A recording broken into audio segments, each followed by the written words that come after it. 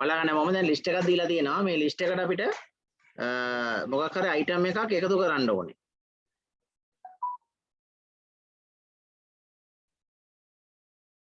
කොහොමද ඒක කරන්නේ? දැන් මෙතන තියෙන 4 5 8 9 කියලා ලිස්ට් එකක් තියෙනවා. මේකට මට මොකක් හරි තව අකුරක් ඇතුළත් කරන්න ඕනේ. අකුරක් හරි වචනයක් හරි ඕන මේ. ඒකට අපි කරන්නේ append කියලා ෆන්ක්ෂන් එකක් පාවිච්චි කරනවා මෙතඩ් එකක්. බලා ගන්න append.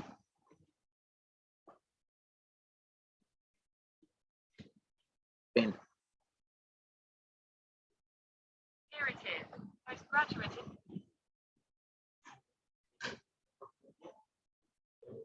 මොකද්ද අපි දාන්නේ? ICT කියලා දාමු.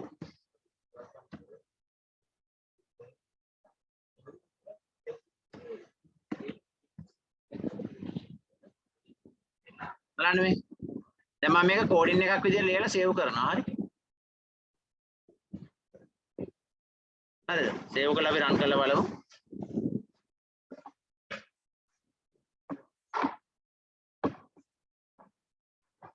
දැක්කද? එතකොට අපිට එන්ටර් කරන්න පුළුවන් ඔය වගේ අපි කැමති දෙයක් ලිස්ට් එකට. හරිනේ? හරි. ඒකත් අපි තව ඒක වෙනම පොඩ්ඩක් දාගත්තත් හොඳයි. මාතෘකාවක් ලියන මේකට.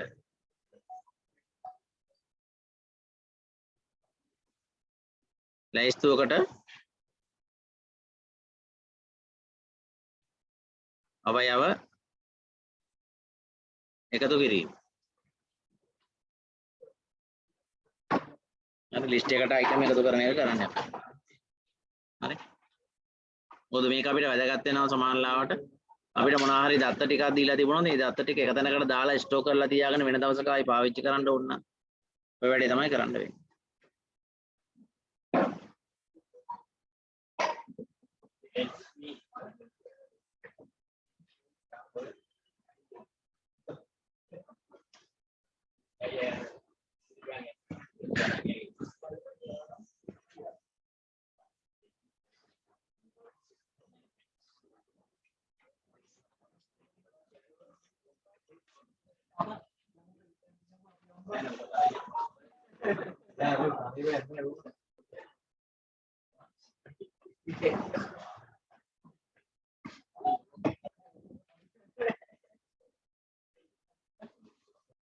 බලන්න සිසුවේගේ විස්තර දීලා තියෙනවා. ඒතකොට 9යි. ඒ කියන්නේ අපිට ඇත්තටම මේකේ අන්තිම රිසල්ට් එක එන්න ඕනේ. ඉසුරු කියන 9යි 70යි 50යි 60යි. මෙන්න මේක තමයි මට අන්තිම ආන්සර් එකට එන්න ඕනේ. අවුට්පුට් එක එන්න ඕනේ. ඕක ගන්න කෝඩින් එක ලියන්න ඕනේ. ඒ කියන්නේ අපි ලිස්ට් එක ඕක එකපාර ලිස්ට් එක කොහොම ලියන්නේ නැතුව වෙන විදිහට එක එක අපි ඇඩ් කරන්න ඕනේ. append command එක පාවිච්චි කරලා ඇඩ් කරන්න ඕන කොටිම කිව්වා. හදන්න. ලියන්න බලන්න. ඔන්ලයින් කරන අයත් ටයිප් කරලා එවන්න. ඔය ප්‍රශ්නේ ලියා ගන්න. නැත්නම් මුකුත් නැති එකක්. ඔව්. එහෙම නිකම්ම අරහන දානවා හිස් එකක්. දැන් මේකේ තේරුම හිස්. තේරුණා?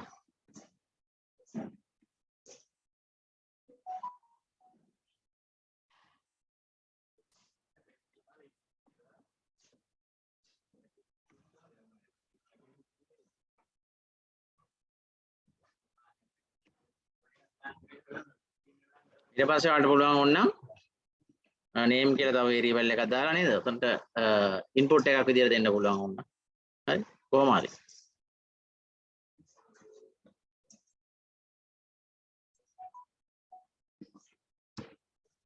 ඒ වගේ පුළුවන් නේ.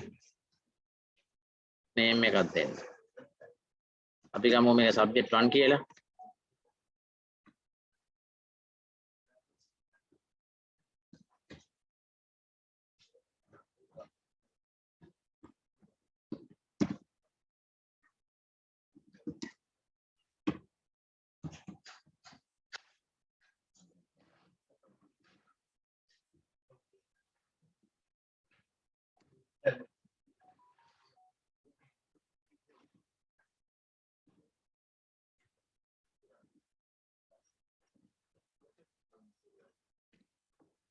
හොඳයි මේකනේ.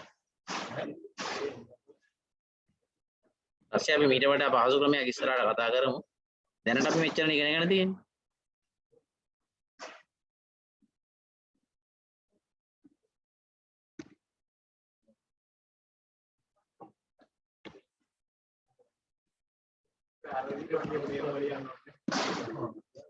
මොකද?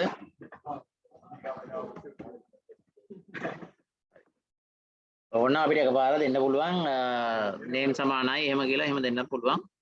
කැමති විදියක්. වෙන එක්කෙනෙක්ගේ නමක් දාලා data enter කරන්න හරි පුළුවන් මේක.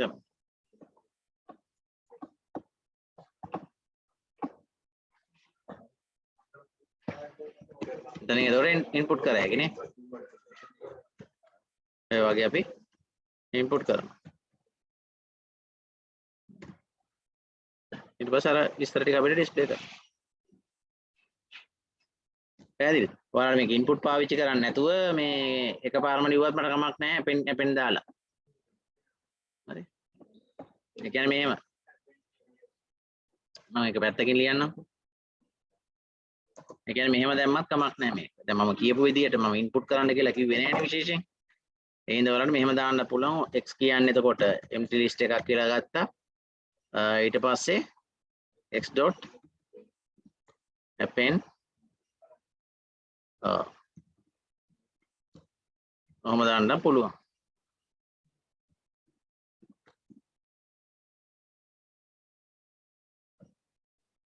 ඒ වගේ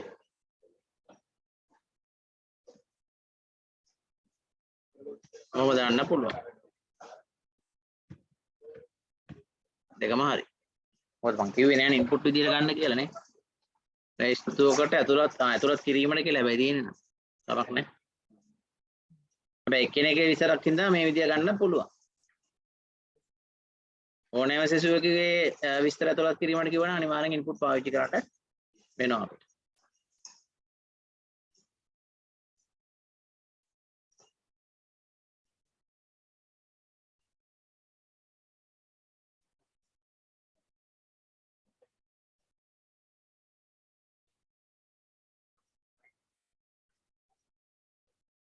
ඉතින් අපිට ඔහොම එකක් හදලා ඊට පස්සේ සමානට අහන්න පුළුවන්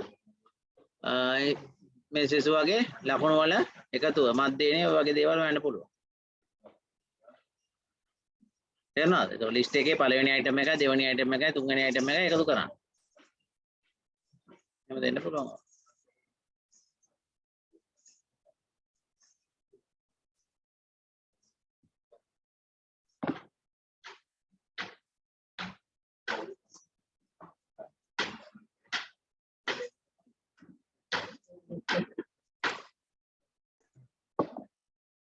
ඒ ටික නිකන් ඉවරයට තව පොඩි ප්‍රශ්නයක් දානවා.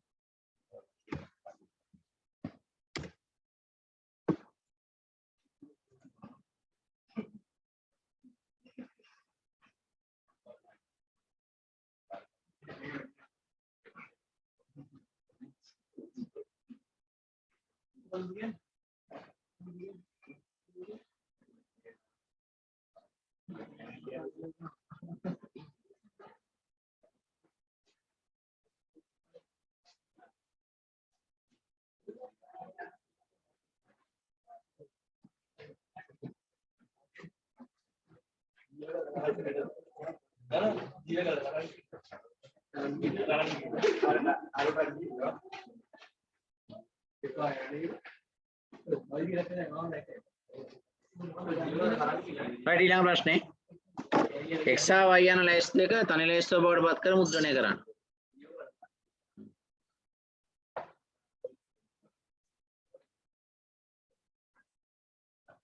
කල්පනා කරලා බලන්න මේක. මේ ප්‍රශ්නේ x y දීලා තියෙනවා දෙකක් මේ දෙක තනි එකක් කරන්න ඕනේ. එතකොට ඒක අපි කතා කරේ නෑ හැබැයි ස්ට්‍රින්ග් වලදී ඔය වගේ දේවල් කරන්න ඉගෙන ගන්න. ස්ට්‍රින්ග් වලදී අපි ඔය වගේ දේවල් කරා.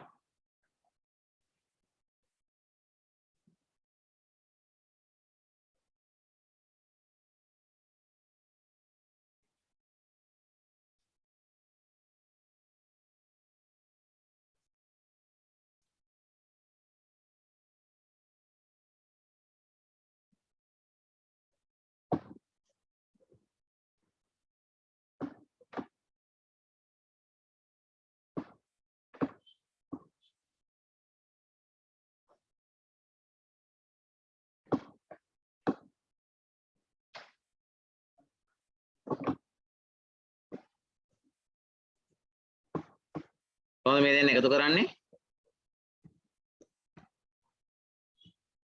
x ධන y අපි කියනවා ඒකට concatenation. string වලදී කරේ. එච්චරයි. ඒක ලිස්ට් එකක් වෙනවා. ඒතකොට අර මුලින් ලිස්ට් එක තමයි මුලින් තියෙන්නේ. ඊට පස්සේ ඊළඟ. හරිනේ?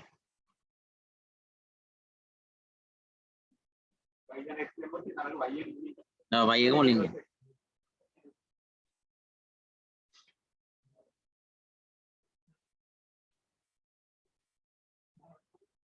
හරි. අපි එහෙනම් ඊළඟට යමු ටපල් වලට. ටපල්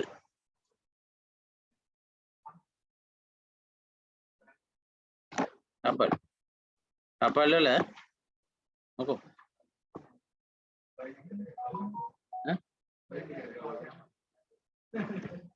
හරි ටපල් වල වෙනස් වෙන්නේ වරහන රවුම් වෙනවා එච්චරයි. අර ඔපරේෂන් ටික ඒ විදිහටම අපිට පාවිච්චි කරන්න පුළුවන්. හරි ඉස්සල් එක වගේමයි ගොඩක් දේවල් ඒ හින්දා මම ඒක ලොකුවට කතා කරන්නේ නැහැ. ඔයාලට මේවල අවුට්පුට් ලියන්න විතරයි තියෙන්නේ. වෙනස්කම් විතරක් අපි වැඩිපුර කතා කරමු.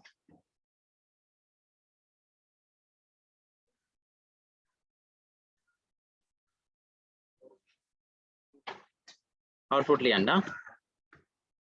දැන් මේක ටපල් එකේ වරහන රවුම් වරහන වුණාට මෙතන x වල කොටුව මේ මෙතන x වල ලියද්දි කොහොමද කොටුව වරහන එතන දාන්නේ හරිද? මෙතන ටපල් නේ කියලා මෙතන රවුම් කරන්න යන්නේ නැහැ. එතනද කියන්නේ මෙතන එක කොටුවම තමයි. හරි. මම මේ ලියන එකේ මම එක කෝඩින් එකක ලියන්නම් අවුට්පුට් එක ඔයාලා ගන්න.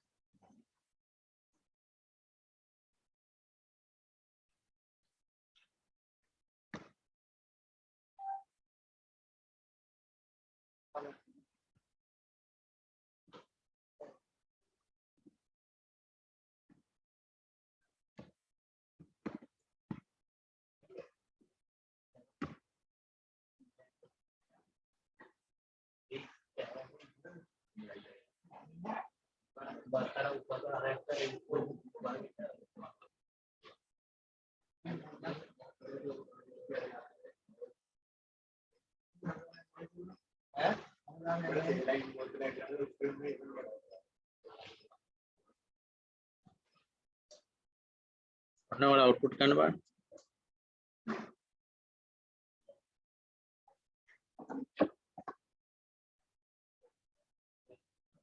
ඊට අපි අවුට්පුට් එක බලමු එහෙනම්. එකෙන් පටන් අරන් 6 වෙනකන්. ඒ කියන්නේ පස්වෙනි එක වෙනකන් යනවා දෙකෙන් දෙකට. ඊළඟ එකේ තුන්වෙනි අයිටම් එක. අනිත් එකේ තියෙන්නේ පටන් ගන්න තැන ඉවරන තැනයි දීලා නැහැ. රිවර්ස් එකට දෙකෙන් දෙකට යන්න නේ. අන්තිම එකේ තියෙන්නේ මොකද්ද? ඉවර වෙන්නේ 6න්. 6 කියන්නේ 5න්. පටන් ගන්න එක දීලා නැහැ. එතකොට කීයෙන් කීයටද යන්නේ දීලා නැහැ කියන්නේ එතකොට එක දිගට බිඳුවේ ඉඳන් 5 වෙනකන් අයිටම් ටික print වෙනවා.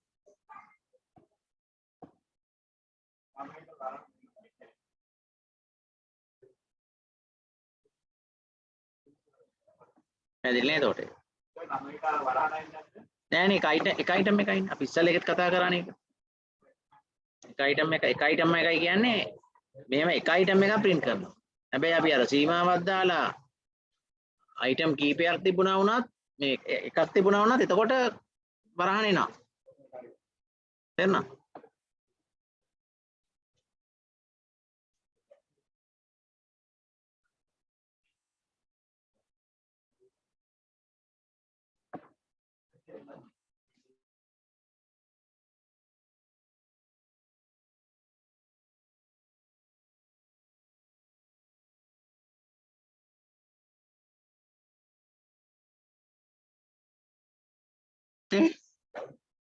ආයි කනෙක්ට් වෙන්න